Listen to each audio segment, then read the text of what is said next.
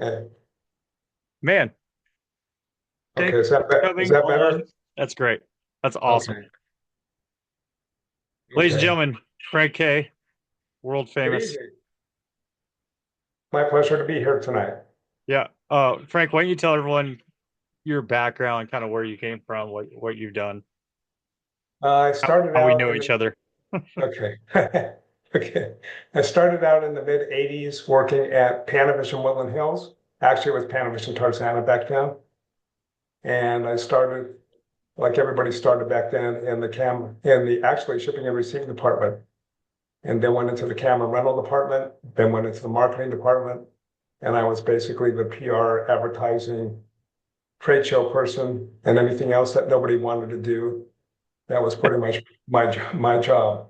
And I also had the opportunity to set up the two stages when we moved to Woodland Hills, Uh-huh. which where I started to learn about grip and letting equipment doing that and working with all the key grips and dolly grips that came onto the stage and did shoots there, whether they were film tests or they were actually shooting a commercial or a music video or whatever the case may Yeah. be. Yeah. I've shot a couple of music videos and a lot of camera tests and stuff out in Woodland Hills. And how'd you end up at Fisher though?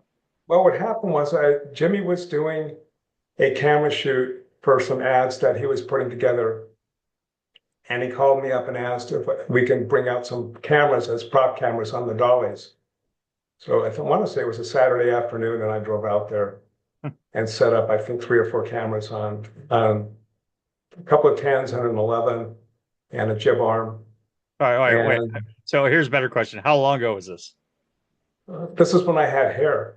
This is probably in the early 90s, somewhere in there, Uh-huh. 92, Yeah. 93. Yeah. And there were a few changes that were happening in Panavision just right after somewhere around 2003, 2000, and the 2002. Yeah. And for me personally, it was just time to go. It was fun till it wasn't. Yeah. And it was the greatest learning experience and I Is had the it best is it time. I want to say, isn't that almost around the Genesis era? Was It was that pre-Genesis. It was still it film was pre it era. was yeah, it was still pre-Genesis. Yeah, yeah. So I had done the work with Jimmy, and Jimmy said, well, if ever you want to talk about moving over here, let me know. He was a little leery about taking somebody who worked for another company in the industry. He Yeah. didn't want anybody to feel that he was stealing people. Yeah. But I I mean, was already done. Jimmy's a solid guy. Yeah, he is. He really is. Despite what people think, he's really a pretty good, decent guy. And we got that cleared up, and I started there at the beginning of 2004, and I was there till the end of, well, I was there till the end of 2020 officially. I actually retired at that point, Yeah. and then I stayed on a little longer, and I live in Indio, so out by Palm Springs, Oh and I yeah. go in for a week, a month, and get stuff done. And I finally gave it up right after Gear Expo Yeah. in 2022, 2023, whenever that was, and we're fortunate enough to rope in Dan Hammond, who Yeah. has lots Yeah. of years at Panavision. Yeah. So, what do you actually speaking of Panavision? What do you think about Panavision Hollywood closing? Well, that kills me because I mean, It's I was insane. there for the General Camera West Yep. before it was Panavision Hmm. Hollywood. And I had the opportunity to work with all the managers and everybody there previously.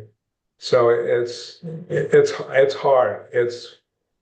There's just changes in the company, and I'm sure they have to do what they have to do, but it's tough to see that happen. It's tough to see I any I company close up. oh totally. I personally think that it's probably my personal thought is in the big picture, it's probably rent. The overhead on the building, whether it's rent or they own it, but the overhead between, having Panavision, Woodland Hills, and Hollywood, you know, I'm sure there, that place is hemorrhaging money just staying open as all the production companies kind of disappeared after, basically dealing with the Well, same issues. I the mean, think thing is, about think about Hollywood, how many camera rental houses are in people's backyards in their garages. Like I've been well, on yeah, that's so where they many usually preps start there. out. Yeah, But I mean, they had their niche customer clientele. right. They were a boutique camera rental house, Hmm. and a lot of those people did not want to drive to Woodland Hills just because they didn't want to make the drive. They liked having the facility in Hollywood closer to where they Yeah. lived. Yeah. And now we're going to see probably some people still staying and some people maybe leaving. It's just too bad that that happened, but It we is a don't have shame. control over that. Yeah. I mean, I know one of my favorite stories is going in there as a camera PA, I believe, in the oof, late 90s, early 2000s, picking up a camera package, and they had the laser pointer on the wall Oh, on the with the pan gear head. ahead. Yeah, on the pan head. Yeah. And it was a for anyone that's listening to this that doesn't know, there was basically a maze on the wall, like a big poster maze. There was a laser pointer on the camera remote head, or not remote head, but the camera head, and you basically you'd have to chase it through the maze, and there was a whole time set up on the wall. I mean, I'm actually very curious to see where that ends up with the big move. I mean, someone's going to end up with it. Well, yeah, I don't know what's going to happen with that, but the laser pointer on a gearhead is still pretty much the main, after all these years, main teaching Yeah, tool how to work a gearhead. as well it should be. You know, I mean, honestly, it really, like, just the second I did it, I was like, it suddenly makes sense. You know, you could try and explain to anyone how to operate it, but it's like when you see a laser pointer, it's like, oh, like you actually figure it out. You know what I mean? It makes a lot of sense. It's a good training tool. It really And is. the Society of Camera Operators still do that. I Really. think once a month they have that same basic setup, and that's how people learn. A lot of newer filmmakers, both and especially student filmmakers, have all played video games and they're familiar with joysticks. Yeah. But a gearhead is completely new to them. Yeah. It is. It's a good, it's the two wheels. It's Yeah. the old in and out. I mean, I can tell you, I was on a job. I got hired. I was a key grip. We were doing Cities of the Underworld, an AMC TV show, and these guys came in from New York, and they didn't realize that when you got a techno crane, they didn't understand that it didn't come with an operator. Like they're like, so you're gonna operate it, right? And I was like, yeah. And I'm thinking like I'm gonna swing the arm. I I'm a crane basically just operator. yeah, just save them money. It was I brought in, I brought in one of the TCC boys, and I brought him in as a tech, and I just operated. So the two of us basically ran the crane, but I was also keying because it was the bulk of the shoot was on the crane, so it wasn't a big deal. Come to find out, they weren't clear that they meant like you're gonna operate as in like no one knew how to operate the wheels. So we're sitting there with a crane on a Sunday downtown LA with part of the Second Street shut down out front of the Starbucks, and the DP's like, I don't know how to operate this thing. And I was like, no, man. I'm like, they're the wheels, like. He's like, I don't know how to do this. He's like, do me a favor. I'm gonna go shoot second unit. You just shoot all this, and Oh, I'm gonna tell the agency and client that you're the operator that we hired.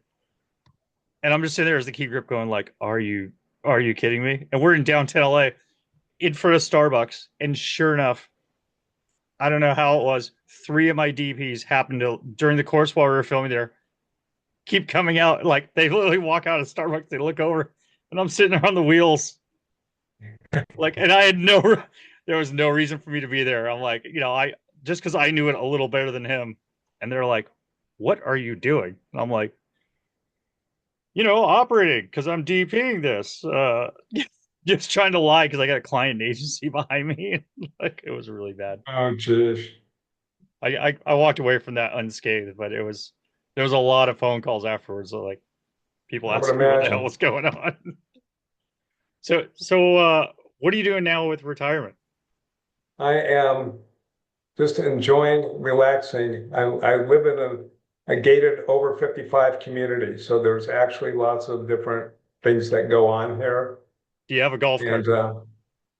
I'm having a good time. I have to say, as annoying as the industry was at times, Yeah, I miss so many of the people that I don't get a chance to see, partly because I live out of the area. yeah, And the fact that they were just such a pleasure to work with and I learned so much from them, it's hard. I find I miss the chaos calls, like calling you or calling like, when you call and you're like, I'm having a problem, and then you're Yeah. working with like professionals to fix it. Because I know like Oh, I'd be on jobs and I'd have a problem and I'd call you and you were just like, boom, done. Whatever you need, we got it. We got you covered. that's part of the job. It was probably the best part of the job. And even that is a learning experience at times, how we're going to make this happen in your usual, I got 5 minutes to make it happen, Yeah, window. exactly. Yeah, I Josh is know on the I've phone. called you in so many pickles and been like, I don't know what to do. You're like, I Yeah. got you covered. I got it taken care of. Yeah. Tell him I'm out for the day. Yeah, exactly. I think one of the funniest moments is when I showed Jimmy my up down tattoo. I don't know. Let's see Oh, it. It's there it is. I for the, still laugh the about, camera dolly. Yeah, I still think about that from time to time, and I just laugh. You are the I only person. yeah, I remember we were in Vegas. We were at NAB and Jimmy was like dragging me around, being like, hey, check it out, check it out. He's like, this kid's got the up down tattoo. It was, that was the talk of the town for a while. Yeah, it was pretty funny. I definitely I don't regret it, and I've actually had it touched up a couple of times, so Oh, it's kind of the good. keeper. So what do you know about these Maine workshops? We have been supporting, well, from Panavision on, we supported that every year. And we have been supporting that for JL Fisher, well, at Hmm. least since 2004, since I've been there. It, it's important for new filmmakers and student filmmakers to have the opportunity to work with every piece of equipment that's out there. So the fact that Fisher had a dolly there and Chapman had a dolly there, it doesn't make any difference. That's like Switzerland. It's a neutral Yeah, area. yeah. And you're going to be out working with either one from time to time. It's important that you know You how each one works you have and to know them and both. the Yeah. yeah, the pluses and minuses of each dolly. And it's as a camera operator and as a dolly grip, Hmm.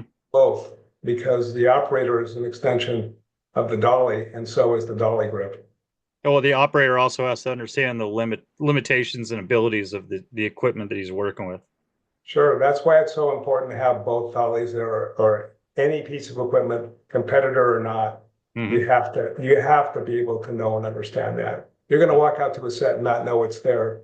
You want to be able to do the job. You can't walk onto set and be like, oh, I only push Chapman dollars or I only push Yeah, Fish dollars. well, It's like, well, you're in for a world of hurt. yeah, it's like yeah, it's the same thing with film and digital. It's you Oh got to yeah, be able to use yep. whatever cameras out there.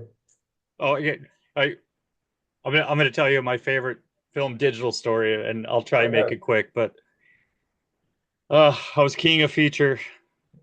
We had a fresh out of film school, had an amazing resume kid come out to shoot second unit, and they sent him out to go shoot to shoot to go shoot time lapse.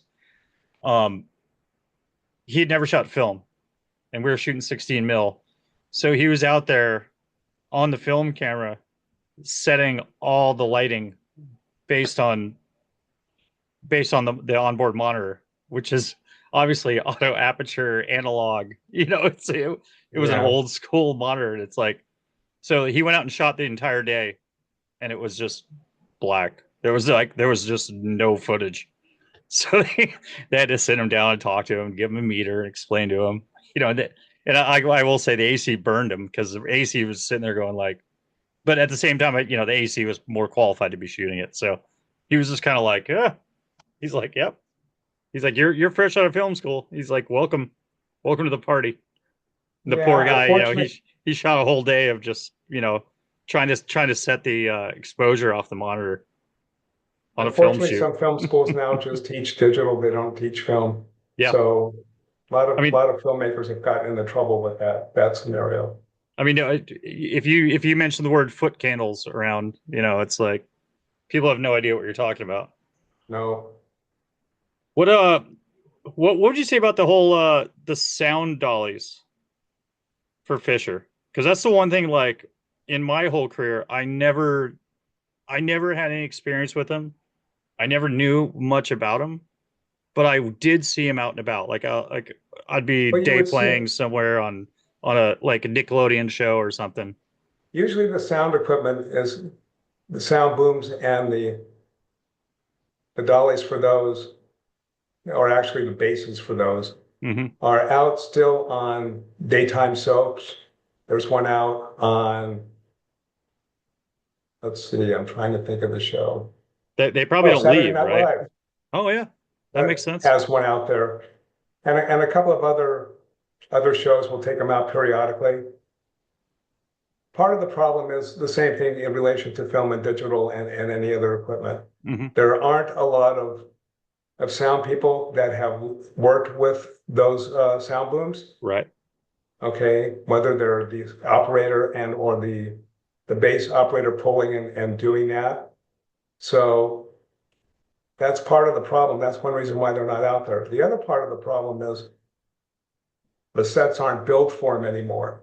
Normally, Yeah. TV sets back in the days in the 80s and 90s and stuff, those sets were built for having those booms and basses out there on the Hmm. set. Hmm. Okay, not so much anymore. So even you can get the smaller boom and bass, which is a 16-foot boom and a small Hmm. standing bass. Even with those, sometimes there's a problem just space-wise. Or every once in a while, you'll see the boom drop into the frame Oh yeah. because you have a new boom operator and the camera operator gets a little annoyed with the boom operator. But again, it's like anything, it's like arc lights. Yeah. Okay, you don't see Oh yeah. arc lights anymore. Okay, Oh I it's eventually they end up going away when they really shouldn't because they provide a good service. The other part of that is with digital is you can have a tape that goes on for a long time and that boom operator's arms eventually are going to poop out. oh yeah. And a lot of times they do, and they bop your Oh, $20 I'm million seeing it. talent right in the head. Yeah, I've seen It's it. not a good thing. Actually, I think our president got hit in the head with a boom this just Yeah, not recently. too long ago. Well, it didn't help, but Yeah.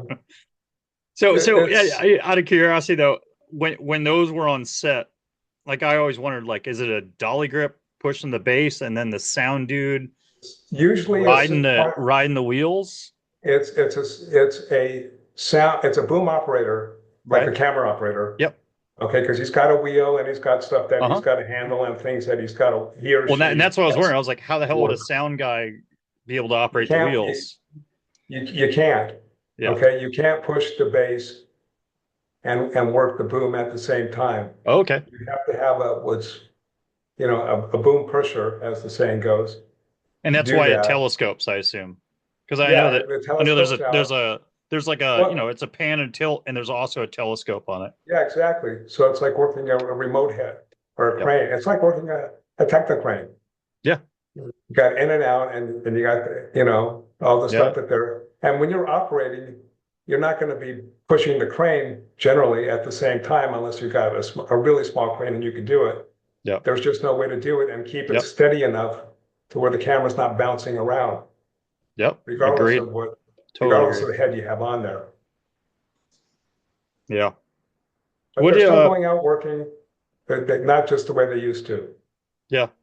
It's just funny. I the only reason I brought it up, I'm like, it's I've just never talked to you guys about it. It's always it's always been in the back of my head, and I'm thinking like, I guarantee most people that are watching this probably don't even know what we're talking about. And I'll have to post some pictures of these things, but it's funny. I've actually thought of like, there's got to be a way to repurpose those with the modern technology with the small cameras of like, you could Well, almost turn them into like micro, like you could put a Ronin S on it or a Roman, that super small Ronin.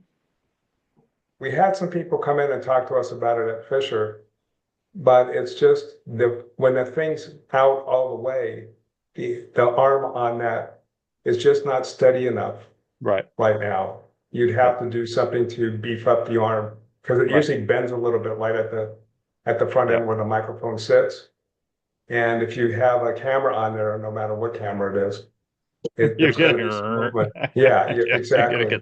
gonna get some sag for sure. And it wasn't designed for that. It was No. designed for microphone use. Yeah. But that's the fun of taking stuff that's not designed to do what they're supposed to do. Lord, I mean, I can tell you, I've I've used seen so some of much. your stuff. Yeah, I've Yeah, used so much of your guys' equipment in ways that it was never meant to be, but yeah. thank God it's always come out. Like I think It's like the best they'd one I ask ever did about, was the best one I ever did was the it was a K cup commercial.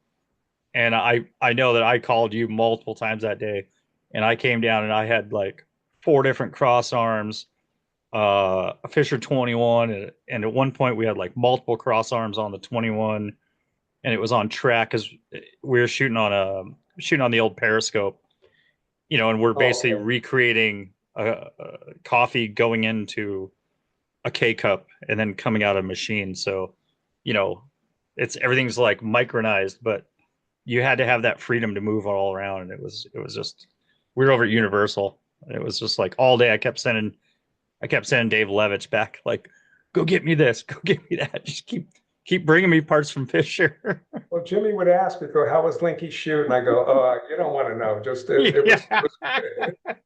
it was great, but I can't talk about it. So the other thing I want to bring up is, do you remember the whole the blacked out Fisher 10 incident? Yeah, I do, and it was I think there's still repercussions to this day from that. it, it's still around, although it's been cleaned up a little bit, It's so we been can actually cleaned up. rent it out now. Now that you're out of town, Yeah, I know. it's It's 104. but it was. I think the one thing I remember about you doing on one of your shoots is I went out there. It was somewhere in Bell or Southgate or someplace like that, and you had built the Linky cable cam, Oh yeah. and it was like, oh my God, what is that? Well, you got to realize, like, back in the day, there was no cable cam for the 5Ds. Like they Yeah, didn't. The 5D came out. It was a small package, so I got a hold of a robotics company and ordered parts and built my own remote head and designed this whole portable cable cam. It just ran off. I was running stunt motors off it. I was running, the stunt bull wheels. it was hilarious to see that thing. But one of Yeah. the things that you bring up 5Ds is that people were concerned about the whether dollies will be around or not with small digital cameras, but they actually work really well with an 11. Hmm. Even though the camera itself is small, you still have to boom up and down. Yeah. You still want to crab periodically. There's still dolly moves you want to make. And even though the camera is small, remember the camera doesn't sit on the boom arm, it sits on a camera head. Yeah. So almost every camera head, mounts to a Mitchell mount, or you get the ball mount. Well, I mean, the thing is even a gimbal, it'll stabilize a shot, but it will never give you that perfect tracking, that perfect dead level shot. It may be Exactly. stable, but if you walk, you're gonna see it move. Like there, you can't replace a dolly. It's an unreplaceable piece of film equipment. And I think there's some of the best dolly grips that I've worked with, like Johnny Mang, and Right. I don't know. Who is it? One my favorite dolly grip retired a couple years ago. He worked for me for a long time, and Ross Asiago. Oh, okay. Ross, yeah, Ross is great. He's still working. I'm actually interviewing him in a couple days. Well, it's fun to But watch a really good dolly grip and some yeah, complicated dolly moves. yep, You just maneuver that dolly around like it's nothing. I mean, it's just second nature to them. They do yeah, such great work. yeah. I don't want to piss anyone off, but Johnny Mang still, Johnny. You know, I worked on War of the Worlds with him, and we've done a bunch of stuff together, and he's just he's my A. Ross, I think Ross is my B. Actually, Ross is my other A. I can't shoot them both down. Yeah, give them equal time. Yeah, exactly. Man, this has been an absolute pleasure. I'm so happy to talk to you. It's been a long time. I'm trying to think. The last time we talked was like It's it's gotta been been like before you moved, yeah. a while So it's before you gotta been moved. like yeah. And that was a quick conversation. So the last time we really talked was sometime when I popped down the office, I'm sure, or you might have showed up on set to bring me some piece of equipment that I forgot or something. Yeah, but that's always fun when you get that phone call and you get to get out of the office, and using you for an excuse Yeah. was always good. Yeah. So, I think my favorite is the very first time I ever had to call you guys to come down. I was super green, still keying, like it's really young, and I was switching the wheels on the dolly, and I left the brake on. oh, oh my. Boing! Yeah, and, boom. and of course, Something. I'm like, this thing's defective. And I immediately Yeah. knew what I'd done. I was just like, so mad. And I was down in Santa Monica on the beach. Like, you guys came down and just brought another dolly, and like, I forgot who the It's tech just, was, and it was like Ruben or something. And he's just like, he looked at me and he's like, make sure the brake's off. I was like, yeah. gotcha. I was The like, only other, yeah, let's keep this it, between us. it's fun when things happen at times like that. It's people have the 11 wheels turned around and so they can't get it on the Oh, track because it's too it's small. it's too narrow. You're That like, was a Sunday afternoon phone call. Usually those are Sunday afternoon phone calls. yeah. So the dolly fell through the track. You go, what Oh, happened? Well, we were trying to get it on the track and it just fell do you know off. do you know Billy Pearson? Yes. Oh yeah, so Billy's okay. All right, Billy's my other favorite dolly grip. So I got three on my list right now. But so Billy was pushing dolly for me. The DP demanded that we take the spreaders out of the track, and we were on precision I-beam. The stuff Oh, okay. we had bought a bunch from Chapman when they were getting rid of it all. So we had it all laid down, and Billy's like, we're both telling the DP like, hey man, this is a really really really bad idea. Like we have to have crossbars. At least give us a couple. And he's like, get them all out of here. We're like, and I'm going, hey man, like you don't understand. He's like, the actor might trip. And we're like, look, it's precision I-beam. I'm like, if anything, they're gonna trip over the I-beam. I was like, and there was really, to be honest, there was no fear of anyone tripping. They were all professionals. Um, so finally we just gave up. Like, you can only argue so much. You're like, all right, you're the boss. And I was like, Billy, take them all out. So we strip them all out. So we had about 40 feet of precision I-beam down, and we had the Fisher 10 on it. And sure enough, it's like fast move pulling back. And Billy does one take, nails it. All right. They were like, let's do another take. And Billy, well, all of us are warning the TP, like, hey, man, we're rolling the dice. And he's like, ah, rah, rah, rah, rah. So he pulls back, and sure enough, the whole thing goes wham. The whole dolly just drops like 4 inches to the side.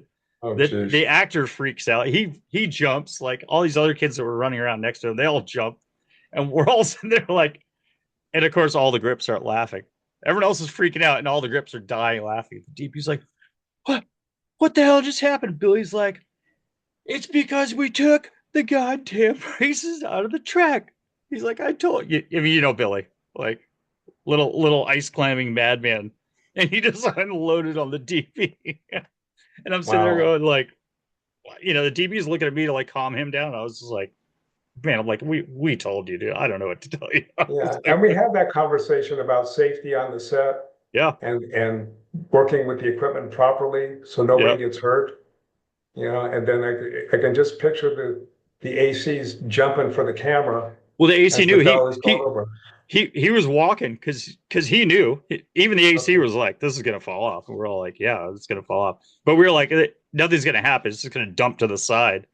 It's gonna cause a loud noise and scare everybody, but nothing's like there was no chance of anything getting damaged or anyone getting Yeah, hurt. And it was they one of those were things like, hey fortunate. man, it's like if this is the road you want to go down, like we tried to warn you. Congratulations. Here's Well, the outcome. It's funny though, that after that he'd ask us every time, he's like, you think it's safe? We're like, yeah, yeah, it's safe. yeah, All that's a right. Hey, hard I'm lesson I'm to running. learn. I'm running out of time, Frank. Okay, I had Josh, thank such a you. good time. Frank, you are a legend. I love you. Thank you, Let's do this sir. again. Anytime. Yeah, that'd be great. And Okay, Jimmy says hi. Jimmy says he loves you too. So, okay. man, this has been awesome. Thank you so much. I'll Thank talk to you you. soon. All right, buddy.